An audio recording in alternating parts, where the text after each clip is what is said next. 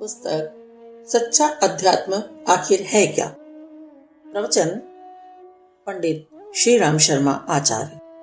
गायत्री मंत्र हमारे साथ साथ।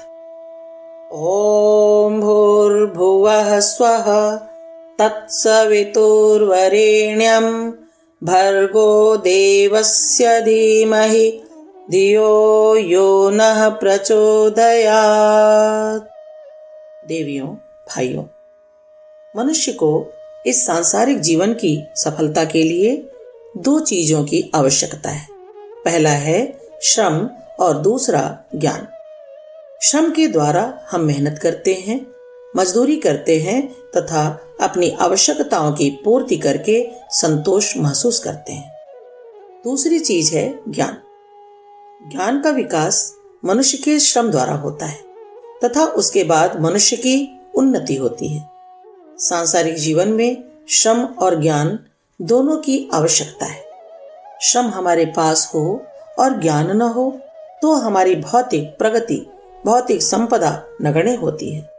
परंतु जब ज्ञान मनुष्य के पास होता है तो वह इंजीनियर होता है, डॉक्टर होता है, कलाकार होता है। ज्ञान के द्वारा ही हमारा विकास होता है तथा हमारे विचार में परिवर्तन होता है। अतः हमको सांसारिक प्रगति के लिए श्रम को विकसित करना चाहिए। आप किसान की तरह से, श्रमिक की तरह से श्रम करके दौलत कमा सकते हैं। जापान में सब लोग श्रम का महत्व समझते हैं, श्रम की ही पूजा करते हैं। श्रम की महिमा। एक बार स्वामी रामतीर्थ जापान गए। उन्होंने सोचा कि यह जापान थोड़े ही समय में इतना संपत्तिवान, लक्ष्मीवान कैसे हो गया।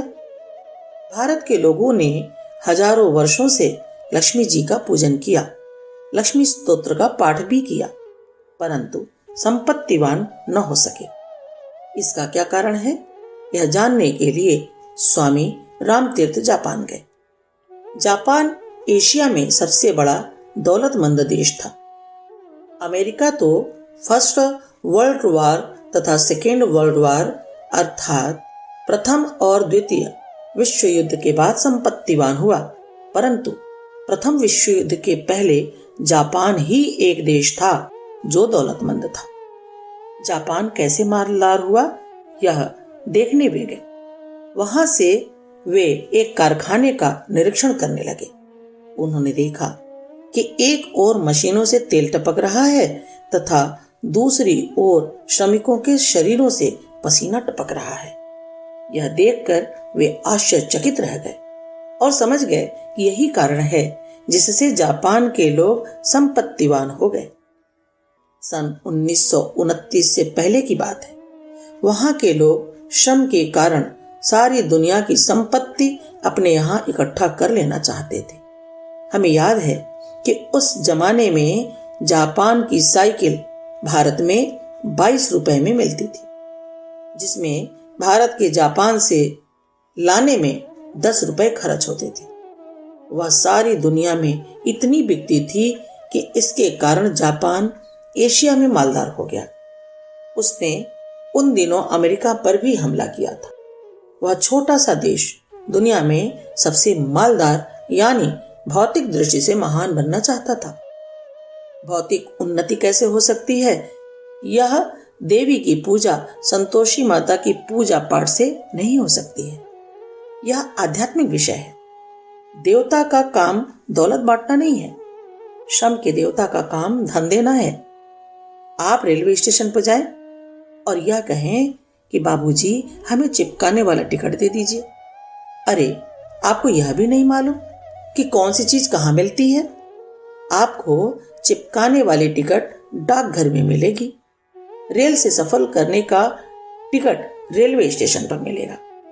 स्वामी रामतीर्थ ने देखा तो यह पाया कि वहां के श्रमिक प्रातः 9 बजे से शाम के 4 बजे तक श्रम करते हैं। बच्चे, पत्नी एवं घर के सभी लोग वहां 6 घंटे अवश्य श्रम करते हैं, जिसके कारण वह देश दौलतमंद है। आप श्रम करेंगे तो आपकी भौतिक उन्नति होगी। शिक्षा नहीं, ज्ञान। मित्रों, दूसरी चीज ज्ञान है। वह शिक्षा से संबंध नहीं रखता है। ज्ञान का मतलब विद्या से है, जिसके द्वारा मनुष्य का विकास होता है, प्रगति होती है। ज्ञान जिसे आप शिक्षा कहते हैं, इसे हम जानकारी कहते हैं। मित्रों, आप रास्ता बदल दें तो आप भी मालदार बन सकते हैं। अभी आपको श्रम करने का अभ्यास नहीं है, श्रम का तिरस्कार करते हैं। हमारे इस अभागे समाज में श्रम के प्रति अवज्ञा की है। जो आदमी श्रम करता है उसे हम धोबी, डोम आदि कहते हैं तथा उसका हम तिरस्कार करते हैं। श्रम के प्रति इस देश में जब तक अवज्ञा होती रहेगी, इसका भविष्य उज्जवल नहीं हो सकता। मित्रों, हम श्रमिक हैं तथा 24 घंटे श्रम करते हैं। हम श्रम का सम्मान करते हैं। हमारे विचार में कामचोर, हरामखोर एक गाली है। अतः यदि आप उन्नति करना और इससे बचना चाहते हैं तो आपको श्रम करना चाहिए तथा श्रम के प्रति सम्मान जागृत करना चाहिए। हमारा विचार यही है कि भारत के लोग श्रम करें एवं सुखी रहें। आज आप अपनी औलाद को देखें, वह श्रम के अभाव में शराबी, मांसाहारी तथा व्यभिचारी हो गई है, क्योंकि आपने ढेर सारी संपत्ति को उसके लिए रख छोड़ा है। वह मौज मस्ती का जीवन जीती है। इस प्रकार आपका तो सत्यानाश हो जाएगा। आपने देखा नहीं कि राजमहलों का क्या हुआ? आप श्रम का सम्मान करेंगे तो आपका विकास होगा। आज सम्मान उन्हें मिल रहा है जो हाथ से काम नहीं करते हैं, जैसे कि पंडित जी, पुरोहित जी। आपकी निगाह में काम न करने वालों को पंडित जी, पुरोहित जी, जागीरदार जी, बाबूजी आदि कहा जाता है। यह गलत है। इसमें सुधार की आवश्यकता है। मित्रों, अगर आपको दौलत प्राप्त करनी है, धनवान बनना है, तो हम आपको सही तरीका बतला सकते हैं। आप श्रम की शक्ति को बढ़ाइए। इसे आप तब बढ़ा सकेंगे जब आप श्रम का सम्मान हमारी तरह कर रहे होंगे। हाथ पांव से मशक्कत करके आपने पैसा कमाया है तो आप उसका उपयोग सही ढंग से कर सकते हैं। बाप की कमाई अगर बेटा खा रहा है तो यह अनैतिक कार्य है। यह मांस खाने के बराबर है।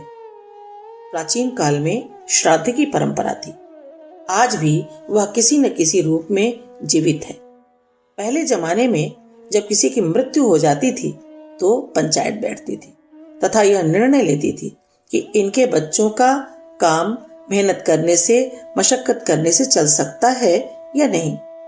अगर ये वयस्क होते थे, हाथ से कमाते थे, तो उनके पिता का सारा पैसा समाज के कल्याण के लिए लगा दिया जाता था।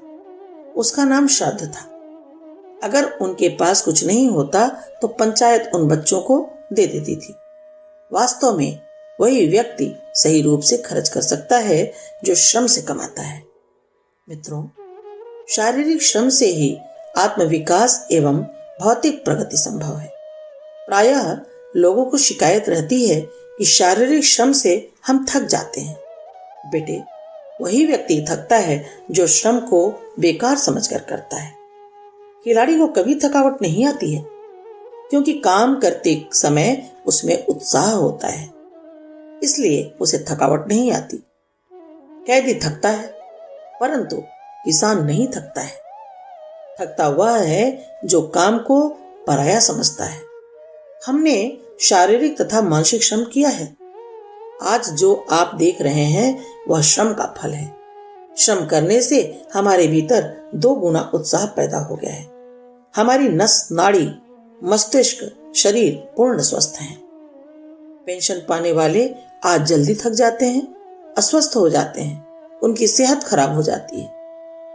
आदमी को जन्म से लेकर मृत्यु तक श्रमिक होना चाहिए। राम प्रसाद बिस्मिल को फांसी लगने वाली थी। वह 20 मिनट पहले व्यायाम कर रहे थे। लोगों ने पूछा कि आपको तो अब फांसी लगने वाली है, यह क्या कर रहे हैं? उन्होंने कहा कि हमने जीवन भर मेहनत एवं मशक्कत की है। वह अभ्यास हमें हर दिन करना है। अजगर पड़ा रहता है। आप तो खरगोश बने तथा दौड़ते रहें। मशक्कत करने से ही लाभ होगा। उन्होंने चटाई उठाकर एक जगह रख दी तथा कहा कि अगर दूसरे कैदी आवे तो वो यह न कहें कि कैसा गंदा कैदी था। सब काम पूरा करने के बाद उसने गीता को उठाया और सीने से बांधकर यह गीत गाता हुआ चल दिया, मेरा रंग दे बसंती चोला, मैं आत्मा हूं, आत्मा रहूंगा, बदल डालूंगा यह पुराना चोला। दैनंदिन जीवन की स्थिति। मित्रों, अगर आपको भौतिक जीवन में तथा आध्यात्मिक जीवन में सिद्धांतों का पालन करना हो तो श्रम और ज्ञान के प्रति सम्मान होना चाहिए। अगर श्रम के प्रति आपके अंदर सम्मान है तो फिर आप देखना कि क्या चमत्कार होता है। आप श्रम करेंगे तो दीर्घजीवी होंगे। इसके लिए खुराक की जरूरत है, अमुक चीज की जरूरत है। इसके साथ ही सबसे आवश्यक है मनुष्य की मशक्कत यानी श्रम। इसके बिना मनुष्य को दीर्घ जीवन प्राप्त करना संभव नहीं है। एशिया के अंतर्गत एक रेगिस्तान है। वहां के लोग 100 वर्ष से कम जीते ही नहीं हैं। एक आदमी अभी 160 वर्ष की उम्र में मरा है। उसने 100 वर्ष की उम्र में भी शादी की थी। उसके 60 से ऊपर बच्चे थे। यह दीर्घ जीवन कैसे मिला? यह खान पान से हुआ था, यह भी ठीक है। यह संयम से संभव हुआ था, यह भी ठीक है। परंतु एक चीज इससे भी आगे की है और उसका नाम है श्रम। इसके बिना अर्थात मशक्कत किए बिना आप दीर्घ जीवन नहीं प्राप्त कर सकते हैं। खुराक खाना ही ज्यादा नहीं है। अगर आप मशक्कत नहीं करेंगे तो आपका पेट बढ़ता हुआ चला जाएगा, चर्बी बढ़ती हुई चली जाएगी और आप मरेंगे। बेटे, यह भौतिकता की बात नहीं है, यह आध्यात्मिकता का प्रशिक्षण है जिसके बिना आपको भौतिक लाभ मिल ही नहीं सकता। मित्रों, एक दूसरी चीज है जिसका नाम शिक्षा है। इसके बिना मानवीय विकास संभव नहीं है। हम यूरोप गए थे और वहां देख कर आए थे। बेचारे गरीब लोग जो किसी तरह अपना पेट भरते हैं, वह भी यह सोचते हैं कि हमारी शिक्षा का विकास होना चाहिए। केवल शरीर के विकास से ही सब कुछ संभव नहीं है। उनका यह विचार है कि मनुष्य के शारीरिक विकास के साथ साथ मानसिक विकास भी जरूरी है। मानसिक विकास के बिना सांसारिक जीवन में हम प्रगति नहीं कर सकते हैं। वे 7 घंटे परिश्रम करते हैं परंतु 2 घंटे नियमित रूप से रात्रि पाठशाला में भाग लेते हैं। आप तो पत्ते खेलने में समय बर्बाद कर देते हैं। जो मैकेनिक होता है वह अपने विभाग के लोगों से जानकारी लेता हुआ आगे चलकर BEME बन जाता है। छोटा सा मजदूर उसी क्षेत्र का इंजीनियर बन जाता है, उस क्षेत्र में नाम एवं ख्याति प्राप्त करता है।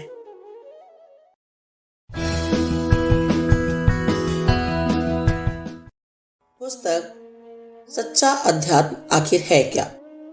प्रवचन पंडित श्री राम शर्मा आचार्य। स्वामी विवेकानंद जब अमेरिका गए थे उस समय वहां की जनता को वे वेदांत की शिक्षा देने लगे तो उन्होंने एक प्रश्न किया कि क्या आपने भारतवर्ष में इस शिक्षा को पूरा कर लिया? थोड़ी देर वे मौन रहे, फिर उन्होंने कहा कि आप लोगों ने मैट्रिक पास कर लिया है। आप लोगों ने पहली चीज अर्थात शरीर बल प्राप्त कर लिया है। आपने श्रम करके संपत्ति भी प्राप्त कर ली है, जो आध्यात्मिकता का पहला चरण है। आगे अब आपको वेदांत की आवश्यकता है। इस कारण से हम यहाँ आए हैं। उन्होंने कहा कि हिंदुस्तान में वह स्थिति नहीं आई है।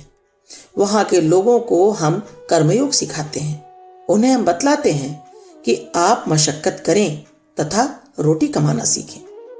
आपने तमोगुण को पूरा कर लिया अर्थात आप अब जड़ प्रकृति के नहीं हैं। आपने परिश्रम करना सीख लिया है।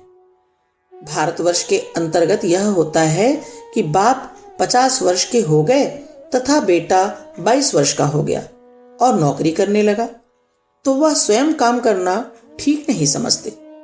यह है काम चोरी, हरामखोरी, जो आपके यहाँ नहीं है।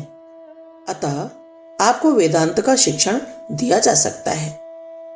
हमारा जीवन एक मिसाल। मित्रों, आप भजन नहीं काम करें। भजन तो 1 घंटे का होता है। बेटे, हमारा सिनेमा रात के 1 बजे से प्रारंभ हो जाता है। हम भजन भी करते हैं तथा 16 घंटे मशक्कत भी करते हैं। आप श्रम नहीं करेंगे तो आपको मैं बेहुदा हरामखोर कहूंगा और इससे ऊपर की भी गाली दूंगा।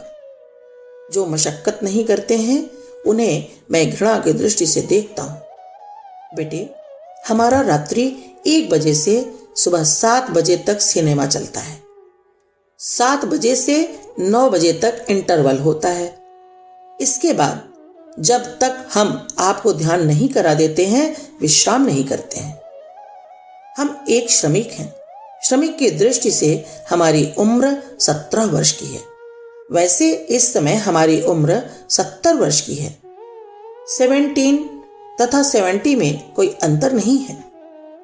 साधारणतया दांत न हो तो जबान से इस तरह की भूल हो जाती है, लेकिन शरीर और मन से हम 17 के हैं। परिश्रम हमारे लिए एक योगाभ्यास है। प्रगति चाहने वाले हर मनुष्य के लिए यह आवश्यक है। मित्रों, शारीरिक श्रम के साथ ही मानसिक श्रम भी आवश्यक है। अमेरिका में बहुत से स्कूल हैं, परंतु वैसे विद्यार्थी अधिक हैं स्कूलों में जो शनिवार और रविवार को क्लास करते हैं और अपना आत्मविकास करते हैं। इस कारण उनका प्रगति का रास्ता खुल जाता है। 5 दिन मेहनत मजदूरी करके पेट भरते हैं तथा 2 दिन छुट्टी होती है, तो उसी के आधार पर उनका विकास होता चला जाता है। जब तक उनके आंखों की रोशनी खत्म नहीं होती है, वह अपनी पढ़ाई तथा आत्मविकास के कार्य को रोकते नहीं हैं। मित्रों, मैं यह बतला रहा था कि आपके देवता तो अनेक हैं, परंतु उनमें से 2 देवता श्रम और ज्ञान प्रधान हैं। अगर आप इनकी पूजा उपासना कर सकेंगे तो आपको भौतिकता की सारी उपलब्धियां प्राप्त हो जाएंगी। आप शेख चिल्ली की उड़ान न भरें, वरन आध्यात्मिकता के सही स्वरूप को समझने का प्रयास करें। तभी वास्तविक श्रम का लाभ व सत्परिणाम आपको प्राप्त होगा। आप दौलत चाहते हैं तो आप इसे प्राप्त कर सकते हैं। हमको स्वर्ग की कोई इच्छा नहीं है। हमने पंडितों से सुना है कि एक स्वर्ग है जो बहुत ही वाहियात किस्म का है। वहां बड़े बड़े पेड़ हैं, इंद्र की अप्सराएं नाचा करती हैं। आदमी के विचार वास्तव में जानवरों के समान हैं। भ्रांतियों से निकले, वास्तविकता जाने। अगर आप हिंदू हैं या मुसलमान हैं तो आपके स्वर्ग एवं जन्नत में 2 ही चीजें रखी हैं, शराब और अप्सराएं। जन्नत में शराब एवं शहद रखा है, हूर और गुलमा है। अरे, आपको पानी पीने से क्या काम, आप तो शराब पिए। वहां 70 हूर रहती हैं। हूर किसे कहते हैं? खूबसूरत औरतों को। 70 गुलाम हैं जो आपकी सेवा करेंगे, आपकी चप्पल उतारेंगे, पानी पिलाएंगे, शराब पिलाएंगे, आपका कुर्ता साफ करेंगे। स्वर्ग की कामना करने वाले ये कामचोर, हरामखोर, व्यभिचारी, घटिया लोग यही चाहते हैं कि ये चीजें जन्नत में मिलेंगी। इसी ख्वाब में लोग डूबे रहते हैं। आज के संतों पर हमें गुस्सा आता है। उनको यहाँ भी एकादशी के दिन उपवास और वहां स्वर्ग में जाने पर भी एकादशी का व्रत रहेगा और कहेंगे कि कहाँ है कल्पवृक्ष, मेवा और फल चाहिए। मक्कार कहीं का, केवल स्वर्ग की कामना करता है। मित्रों, हम आपका वास्तविकता से परिचय कराना चाहते हैं। अगर आपको सांसारिकता से लगाव है तथा शरीर को निरोग और खुशहाल बनाना चाहते हैं तो मशक्कत करें, श्रम करें। अक्ल की भी पूजा कर लेंगे तो सब चीजें पूरी हो जाएंगी। आपकी कामना पूरी हो जाएगी, आपकी तृष्णा पूरी हो जाएगी। तृष्णा क्या है? बेटे, आपने बेटे की शादी में लाखों रुपए खर्च कर दिया। ऐसा क्यों किया? जबकि आपको इसका सूद मिलता था। अब तो घाटा हो गया है। हाँ साहब, हो तो गया, पर दूसरों को दिखाने के लिए, रोब झाड़ने के लिए, अपना सिक्का जमाने हेतु ऐसा किया। इसे ही तृष्णा कहते हैं। एक और भूत हमारे ऊपर सवार रहता है। उसका नाम अहम है, जिसका हम प्रदर्शन करते हैं। मोटर पर बैठकर बादशाह की तरह से चलते हैं। यह है अहम, जो समाज को दिखाया जाता है। यह अहम ही पिशाच है, राक्षस है। यह हमको हर तरह से नुकसान पहुंचाते हैं। इसे पूरा करने के लिए हम न जाने कितना आडंबर बनाते हैं। अहम, वासना और तृष्णा, ये ही मनुष्य को पतन की ओर ले जाते हैं। हमारी जीभ में स्वाद है, परंतु उसके लिए खुराक चाहिए। पेट भरने के लिए रोटी सब्जी चाहिए। हमको अमुक चीज चाहिए। ये सारी चीजें पूरी करने के लिए मनुष्य को श्रम करना पड़ता है। श्रम तथा बुद्धि के आधार पर हम साधन इकट्ठा करते हैं। अगर आपको भौतिक चीजों की ही लालसा है तो आपको आध्यात्मिकता की तरफ ध्यान देने की आवश्यकता नहीं है। उसके लिए श्रम कीजिए। मित्रों, किंतु क्या किया जाए? ये देवी देवता हत्यारे हैं, चुड़ैल हैं, जो बकरा खाते हैं और मनोकामना पूर्ण करते हैं। आपकी समस्याएं बिल्कुल भौतिकवादी हैं। अध्यात्मवाद से आपका कोई संबंध नहीं है। आपकी तो मिट्टी पलीद हो ही चुकी है, अब हमारी होने वाली है। अध्यात्म की मिट्टी पलीद होने वाली है। अरे, हम एक नाव में जो बैठे हैं, आप मरेंगे तो हम भी मरेंगे। लोभी गुरु, लालची चेला, दोनों मरेंगे। मित्रों, एक मौलवी साहब थे। उनका एक चेला था। चेले को समझाकर मौलवी साहब मक्का मदीना हज करने चले गए। इधर चेले ने अपनी करामात दिखाना शुरू कर दिया। उसको जो भी चढ़ावा आता वह उसे खाता तथा अपने पास रख लेता। इस बीच में वह चेला खूब खा पीकर मोटा हो गया था। चेले ने सोचा कि जब मौलवी साहब आ जाएंगे तो हमारी क्या चलेगी तथा हमें कौन पूछेगा। उसने एक चाल चली और गांव के हर मुसलमान के घर गया और औरत, बच्चे, बूढ़े, प्रत्येक नर नारी से एक ही बात कहता रहा कि मौलवी साहब मक्का मदीना से आने वाले हैं। वे बहुत बड़े सिद्ध पुरुष होकर के आ रहे हैं। जिसे जो कह देंगे, कर देंगे, उसको लाभ मिलेगा। वे बहुत चमत्कारी बनकर आ रहे हैं। 29 तारीख को मौलवी साहब आ गए। भीड़ लगने लगी। चेले ने कहा कि आप जानते नहीं हैं, मौलवी साहब की दाढ़ी में चमत्कार है। पहले बाल में पूरा चमत्कार है। दूसरे तीसरे में क्रमशः 20%, 15% लाभ मिलेगा। अब तो हल्ला मच गया। पहले बाल के चमत्कार को देखने के लिए भीड़ लग गई। 29 तारीख को सबने अपना कारोबार बंद कर दिया और पहुंच गए मौलवी साहब के पास। सभी ने उन्हें मालाएं पहनाई। मौलवी साहब प्रसन्न थे। वे बैठे भी नहीं थे कि अरे भाई जरा रुको, यह क्या कर रहे हो। कोई माना नहीं और उनकी दाढ़ी तथा सिर के सभी बाल उखाड़ लिए। अब मौलवी साहब ने सोचा कि मेरे सारे बाल उखड़ गए, अब हम घर पर जाएंगे तो घर वाली रहने नहीं देगी, अतः यहां से भागना ही अच्छा है। मौलवी साहब चले गए। चेले की पौ 12 हो गई। असली अध्यात्म समझें। मित्रों, मैं क्या कह रहा था? मनोकामना की बात, सिद्धियों की बात कह रहा था। अगर इसका नाम अध्यात्म है, गायत्री है, अनुष्ठान है, तो मैं आपसे बहुत ही नम्र शब्दों में कहना चाहूंगा कि इससे आपको कोई फायदा नहीं होने वाला है। आपको महात्मा के पास जाने से, चक्कर काटने से कोई लाभ मिलने वाला नहीं है। आप 2 ही देवताओं, श्रम और शिक्षा की, ज्ञान की पूजा करें और अपने जीवन को महान बनाएं। यह एक अध्याय आज समाप्त हुआ। इसके आधार पर भी भौतिक जीवन में आप सुख और आनंद पा सकते हैं। मित्रों, एक दूसरा रास्ता और है जिसे हम अध्यात्म कहते हैं।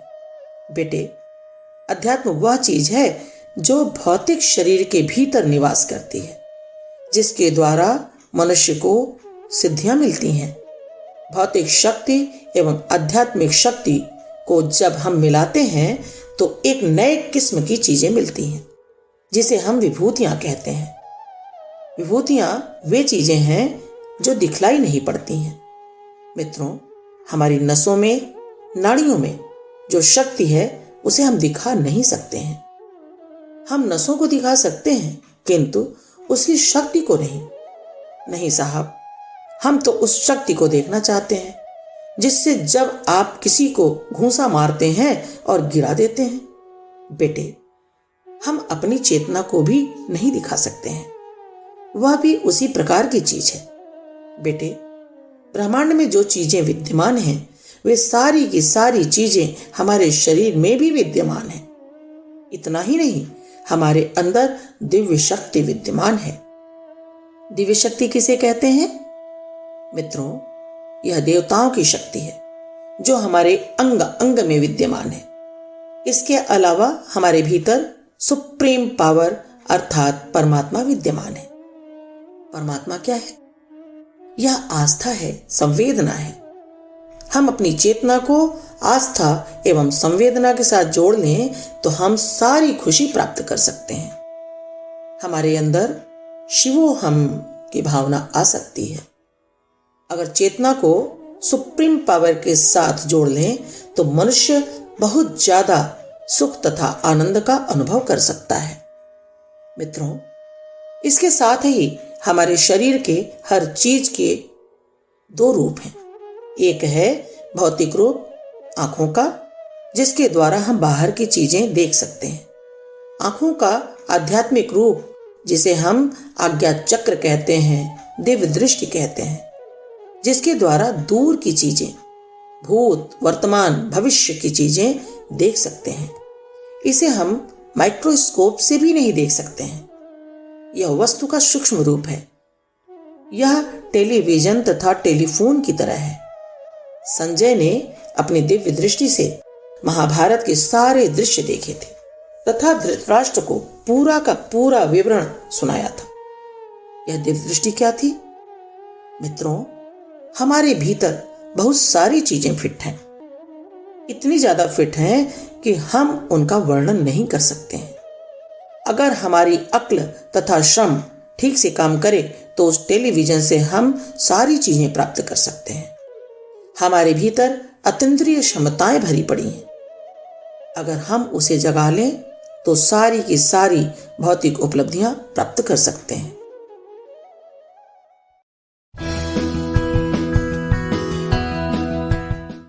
पुस्तक सच्चा अध्यात्म आखिर है क्या? प्रवचन पंडित श्री राम शर्मा आचार्य। जीवो ब्रह्मैव न परः। मित्रों, उसी चेतना को जिसमें आध्यात्मिक शक्ति भरी पड़ी है उसे अक्ल के माध्यम से, शिक्षा के माध्यम से, ज्ञान के माध्यम से हम जगा सकते हैं तथा लाभ प्राप्त कर सकते हैं। उस समय हम महात्मा, सिद्ध पुरुष, देवात्मा बन जाते हैं। हम परमात्मा भी बन सकते हैं। परमात्मा भी मनुष्य है। वह मनुष्य का साफ सुथरा स्वरूप है। ब्रह्म अलग है, जिसका हमने स्वरूप नहीं देखा है, परंतु जो 24 अवतार हुए हैं उसमें से अधिकांश का मनुष्य का ही रूप रहा है। परशुराम जी 3 कला के, रामचंद्र जी 12 कला के और श्री कृष्ण जी 16 कला के अवतार थे। ये सब कला के मनुष्य थे। 3 कला का मतलब क्या हुआ? मनुष्य से 3 गुना अधिक शक्ति रखने वाले व्यक्ति। हम सब एक कला के भगवान हैं, अवतार हैं। आध्यात्मिक क्षेत्र में प्रवेश हेतु हमें अपनी चेतना को परिष्कृत करना चाहिए। हमें यह समझना चाहिए कि यह एक दुनिया वह है जो आपके लिए बाहर खड़ी है। एक दुनिया यह है जो हमारे भीतर अर्थात एटम के भीतर है। इसे अध्यात्म द्वारा ही जाना जा सकता है। मित्रों, हमें अब यह बतलाना है कि अंत में जो ताकत है उसे कैसे जगाया जा सकता है। अंतरंग जीवन में एक अनोखी और शक्तिशाली दुनिया है। इसमें अपनी अंतश्चेतना का प्रवेश कैसे करा सकते हैं यह हमें बतलाना है। उसे विकसित कैसे कर सकते हैं यह बतलाना है। अध्यात्म से भौतिक लाभ मिल सकते हैं। हाँ बेटे, भौतिक लाभ इससे मिल सकते हैं। इससे हम सिद्धियां प्राप्त कर सकते हैं। सोने से कपड़ा खरीद सकते हैं, मकान खरीद सकते हैं। विभूतियों के द्वारा ही आध्यात्मिक सफलता मिलती है। हम अपनी अंतः सामर्थ्य को कैसे विकसित कर सकते हैं, विभूतियां एवं सिद्धियां कैसे प्राप्त कर सकते हैं, यह कल से हम आपको बतलाने का प्रयास करेंगे। आज तो हमने आपको भौतिक जीवन का स्वरूप समझाने में अपना समय लगा दिया।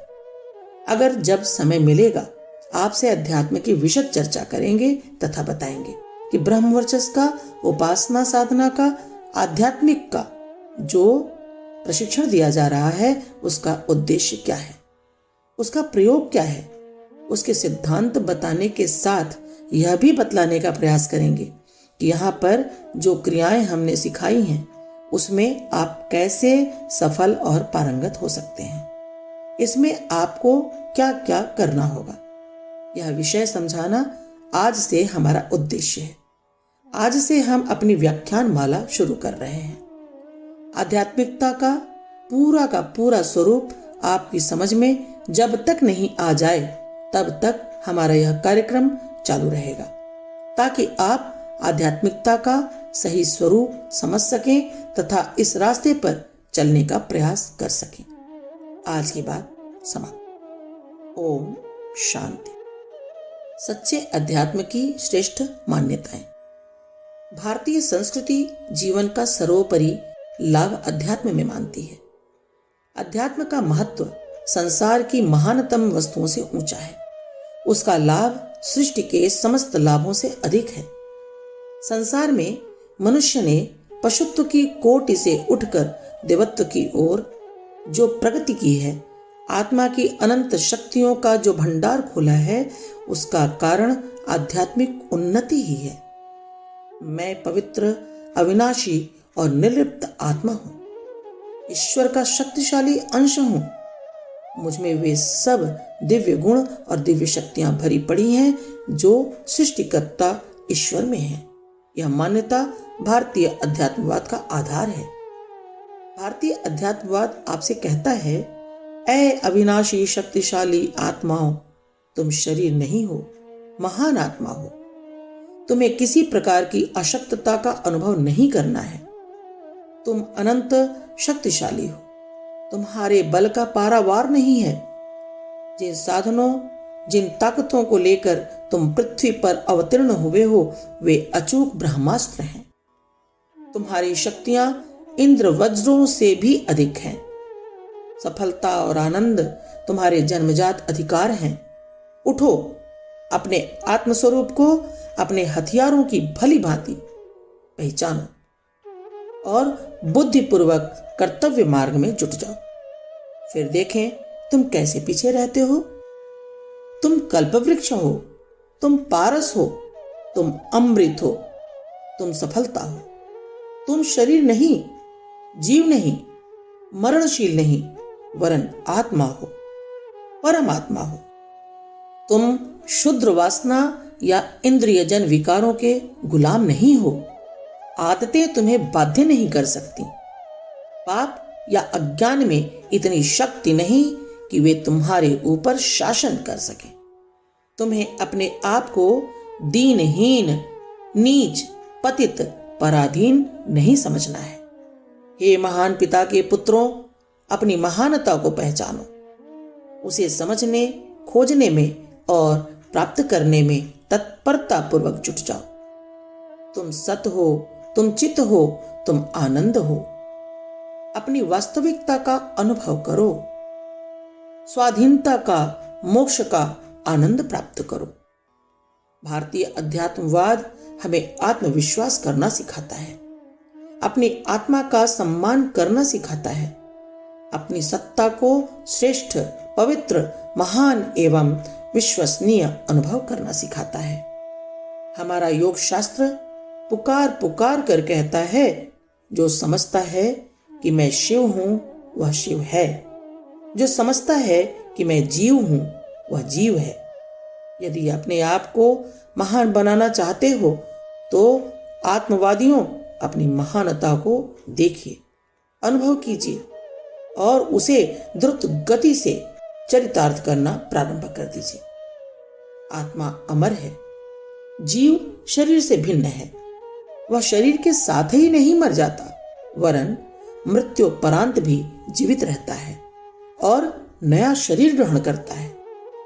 हमारे वेद शास्त्रों में तो इन मंतव्यों की पुष्टि करने वाले असंख्य प्रमाण भरे पड़े हुए हैं। जीवन उस दिन प्रारंभ हुआ जिस दिन एक परमात्मा ने बहुत होने की इच्छा की। हम सब में आत्मा का निवास है। सार्वभौम चैतन्य तत्व परमात्मा अविनाशी है, फिर उसका परमाणु नाशवान कैसे हो सकता है? जब तक सूर्य है तब तक गर्मी है। इसी प्रकार परमात्मा का अंश भी अमर रहेगा। मनुष्य की महानता उसकी आत्मिक महानता में ही है। एक सद्गुणी, विद्वान, बुद्धिमान, कुशल, सूक्ष्म व्यक्ति की प्रतिष्ठा होती है। हर मोटे पेट वाले या गोरे चमड़े वाले, निर्बुद्धि, दुर्गुणी, मूर्ख या पागल का कोई आदर नहीं करता। इससे यह निष्कर्ष निकलता है कि कपड़े से शरीर का और इसी प्रकार शरीर से आत्मा का दर्जा ऊंचा है। भारतीय संस्कृति कहती है कि मनुष्यों, जीवन का मर्म समझो, जीवन की गूढ़ समस्या पर विचार करो। जीवन अखंड है, इस सत्य को समझो और हृदयंगम करो। सच्ची प्रगति उसी दिन होगी जिस दिन वास्तविक जीवन को, अखंड जीवन को आप प्रधानता देंगे और उसी महान जीवन के हानि लाभ की दृष्टि से वर्तमान शरीर के संपूर्ण सिद्धांतों और कार्यों पर विचार करेंगे। हमारा युग निर्माण सत्संकल्प। यह सत्संकल्प सभी आत्मनिर्माण, परिवार निर्माण एवं समाज निर्माण के साधकों को नियमित पढ़ते रहना चाहिए। इस सत्संकल्प के सूत्रों को अपने व्यक्तित्व में ढालने का प्रयत्न करते रहना चाहिए। इन सूत्रों की व्याख्या 21वीं सदी का संविधान पुस्तक में पढ़ें। हम ईश्वर को सर्वव्यापी, न्यायकारी मानकर उसके अनुशासन को अपने जीवन में उतारेंगे। शरीर को भगवान का मंदिर समझकर आत्मसंयम और नियमितता द्वारा आरोग्य की रक्षा करेंगे। मन को कुविचारों और दुर्भावनाओं से बचाए रखने के लिए स्वाध्याय एवं सत्संग की व्यवस्था रखे रहेंगे। इंद्रिय संयम, अर्थ संयम, समय संयम और विचार संयम का सतत अभ्यास करेंगे। अपने आप को समाज का एक अभिन्न अंग मानेंगे और सबके हित में अपना हित समझेंगे। मर्यादाओं को पालेंगे, वर्जनाओं से बचेंगे, नागरिक कर्तव्यों का पालन करेंगे और समाजनिष्ठ बने रहेंगे। समझदारी, ईमानदारी, जिम्मेदारी और बहादुरी को जीवन का एक अविच्छिन्न अंग मानेंगे। चारों ओर मधुरता, स्वच्छता, सादगी एवं सज्जनता का वातावरण उत्पन्न करेंगे। अनीति से प्राप्त सफलता की अपेक्षा नीति पर चलते हुए असफलता को शिरोधार्य करेंगे। मनुष्य के मूल्यांकन की कसौटी उसकी सफलताओं, योग्यताओं एवं विभूतियों को नहीं, उसके सद्विचारों और सत्कर्मों को मानेंगे। दूसरों के साथ वह व्यवहार नहीं करेंगे जो हमें अपने लिए पसंद नहीं। नर नारी के प्रति परस्पर पवित्र दृष्टि रखेंगे। संसार में सत् प्रवृत्तियों के पुण्य प्रसार के लिए अपने समय, प्रभाव, ज्ञान, पुरुषार्थ एवं धन का एक अंश नियमित रूप से लगाते रहेंगे। परंपराओं की तुलना में विवेक को महत्व देंगे। सज्जनों को संगठित करने, अनीति से लोहा लेने और नव सृजन की गतिविधियों में पूरी रुचि लेंगे। राष्ट्रीय एकता एवं समता के प्रति निष्ठावान रहेंगे। जाति, लिंग, भाषा, प्रांत, संप्रदाय आदि के कारण परस्पर कोई भेदभाव न बरतेंगे। मनुष्य अपने भाग्य का निर्माता आप है। इस विश्वास के आधार पर हमारी मान्यता है कि हम उत्कृष्ट बनेंगे और दूसरों को श्रेष्ठ बनाएंगे तो युग अवश्य बदलेगा। हम बदलेंगे, युग बदलेगा।